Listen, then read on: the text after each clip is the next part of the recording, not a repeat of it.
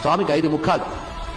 అందులో పూర్వముఖం కపిముఖం, దక్షిణ ముఖం నారసింహముఖం, పశ్చిమ ముఖం గారుడ ముఖం, ఉత్తర ముఖం వరాహముఖం, ఊర్ధ్వముఖం హయగ్రీవ ముఖం.